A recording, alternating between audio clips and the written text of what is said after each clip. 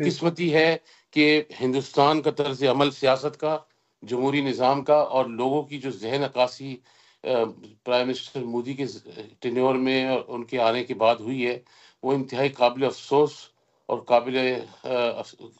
افسوس بھی ہے، اور پوری دنیا کے لیے بھی، جہاں جہاں مودی جاتے ہوں گے، ہندوستان کے لوگوں کے لیے بھی باعث شرمندگی ہوگی، اس لیے کیونکہ میں یہ سمجھتا ہوں کہ کشمیر جو ہے، کشمیریوں کی جو اصل میراث ہے وہ ان کی خود کی خواہشات اور ان کی نیک تمناؤں کے اوپر ہے، مگر مودی صاحب کے آنے کے بعد عمران خان سے مل کر اور آرٹیکلز تبدیل کر کر چیپٹر جو کشمیر کا اس کو بند کر دیا گیا۔ اب دنیا میں جہاں جہاں آپ چلے جائیں، عالمی قوتیں جتنی بھی موجود ہیں، وہ انسانیت کے نام پہ جو ڈھنڈورا پیٹتی ہیں،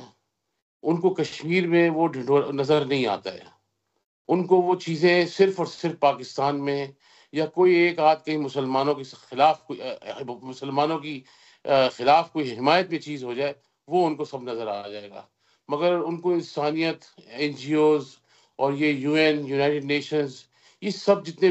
یورپی یونین کے لوگ ہیں، یہ سب اپنی آنکھوں سے دیکھتے ہیں کہ کشمیر میں کس طرح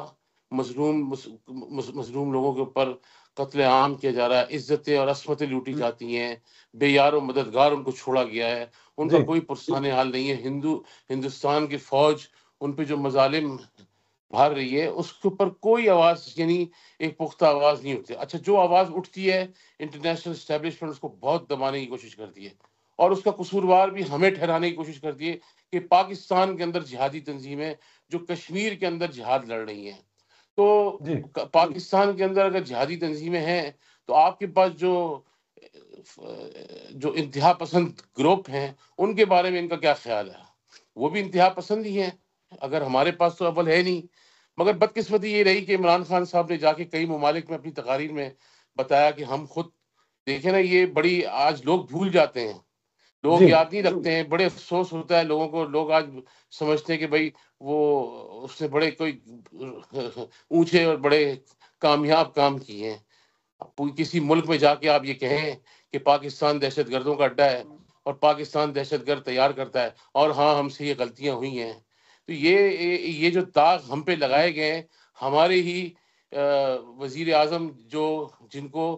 چن کر لایا گیا تھا، بائی ووٹ تو نہیں آئے تھے، ان کی پلاننگ کے تحت ان کو لایا گیا تھا، ان کے سٹیٹمنٹس کی وجہ سے جو عالمی سطح پہ ہمیں ڈیمیج ہوا ہے، کولیٹرل ڈیمیج، اس کو تو ہم کبھی بھی پر نہیں کر سکیں گے۔ تو لہٰذا کشمیر جو ہے، انشاءاللہ تعالیٰ اس کی جو فیصلہ ہے اس کی عوام کی انشاءاللہ بھرپور اسی کی امنگوں پہ ہوگا، اور ہندوستان کو یہ بات بارہا سوچنی پڑے گی کہ بدقسمتی سے ان کے پاس اب کوئی منموہن سنگھ نہیں ہے جو اس چیزوں کے اوپر ان کی باریکیوں سے، ان کی حساسیت کو دیکھ کر ہندوستان کا اور پاکستان کا فیصلہ کرتا۔